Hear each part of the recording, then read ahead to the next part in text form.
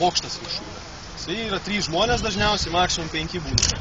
Tai ten vienas užtaisytojas, ryšininkas, vado pavaduotojas, vadas ir ten 5 ekipažas, man atrodo, maksimalus, gal jau šiuolaikiniai, ten jau gal ir daugiau. Tai šitas yra skirtas vežioti, transportuoti karius. Tai yra Armored Personnel Carrier, APC. Šarvuotas personalo transporteris pavadinti. Automobilis. O kaip kariai per tokius... Taško A iki taško B pervežti karius.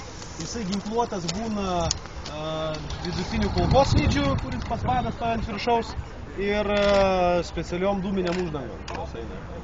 Priedangai užsidėk. O kaip per tokius karščius kariai kaip gelbėja? Iš tikrųjų viduje yra sumontuota prieš cheminio ginklo sistema ventiliavimo, yra ventiliacija, yra kariai, be abejo, kiekvienas karys turi su savimi kemelbeką vadinamą, ant kupros yra vanduo ir tik vandeniu jie yra aušinasi. Tai niekai... Čia nėra kažkokių šaldymo priemonių. Išprakaituoja, išgeri ir viskas, kad taip niekas. Šiuolaikinės ekipuotės ir aprangų sistemos jau daromas tokios, kad tą visą tavo išvarytų karštį ir nesilaikytų vietais. Tai ten tikrai nėra linksma su jais važiuoti. Kaip BMP kalba rusai, bratskaya mogyla pichota. Nes jeigu jau ten kažkas, tai ten praktiškai jau kaip ir nieko. O biški... Nedaug dievė. Jo, na taip juos ir vadina, važinėjančių kapu. O čia kokios šalies produkcija? Tai yra Britų armijos šarvuočiai. Praktiškai analogas kaip Amerikonų M113. Kadangi nebetitinka kažkokių saugumo standartų, gali būti jau prašaunami tie kėbulai. Tai juos nuėjame nuo pagrindinio naudojimo ir manau, kad tikrai naudoja ten kitose šalyse, kaip tokia Indijoje, ten Afrikoje, Somalija, tai ten tikrai surasime.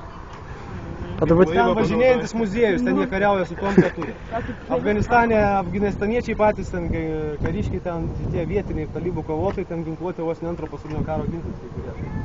Ten vietiniai gyventojai, kiekvienas pas save turi, savi gerbintis turi turėti ginklas, bet ten yra tikrai tokių kolekcinių dalykų galima rasti. Čia turbūt...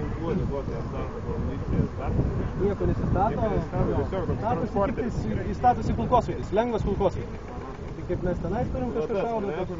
Bet tikalas jau sunkus įskaitas prie sunkiųjų, bet mes juos statysime, jie bus ant šitų, bus ir kulkosvaidžiai. Tai ne tik vaizdui, bet ir... O čia ta gerbė iš šonio kokia? Gerbė sugalvotas yra keliasi karinis generatorius 100 kg.